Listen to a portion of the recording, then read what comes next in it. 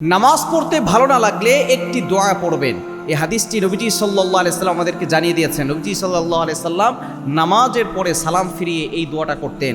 নবীজি সাল্লাল্লাহু আলাইহি সাল্লাম সাহাবায়ে কেরামদেরকে শিখিয়ে দিতেন এবং আমরাও যদি এই আমলটা করতে পারি নামাজ পড়তে ভালো লাগবে। এবং অনেকের নামাজে মন বসে না, নামাজে মনোযোগ থাকে না, নামাজ পড়তে দাঁড়ালেই দেখা যাচ্ছে বিভিন্ন চিন্তা তার মাথার ভিতরে চলে আসে, বিভিন্ন চিন্তা নামাজের ভিতরে চলে আসে। ব্যবসায় কি করেছে, মাঠে কি আছে, ঘরের ভিতরে কোনটা কি হারিয়ে গেছে, বিভিন্ন ধরনের টেনশন শয়তান আমাদের ভিতরে নিয়ে আসে।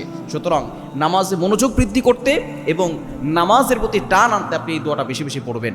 বিশেষ করে অনেকেই নামাজ পড়তে ভিতর থেকে টান আসে, কিন্তু যখন নামাজের সময় হয় তখন দেখা যাচ্ছে শয়তান ধোঁকা দিয়ে আজানের সময় বিভিন্ন কাজ তার সামনে চাপিয়ে দেয় এবং তার অন্তরের ভিতরে এমন কিছু পয়দা করে দেয় তার নামাজ পড়তে ভালো লাগে না। এই জন্য যাতে নামাজে মন বসে না এবং নামাজের ভিতরে অমনোযোগী থাকে তারা এই দোয়াটা পড়বে। দোয়াটি হচ্ছে আল্লাহুম্মা আইন্নি আলা যিকরিকা ওয়া শুকরিকা ওয়া হুসনি ইবাদাতিক। আপনি আল্লাহর কাছে দোয়া করছেন, আল্লাহুম্মা আইন্নি আলা যিকরিকা, আয় আল্লাহ আপনার স্মরণ করা যাতে করে আমার জন্য সহজ হয়, এটার জন্য আপনি আমাকে সাহায্য করেন।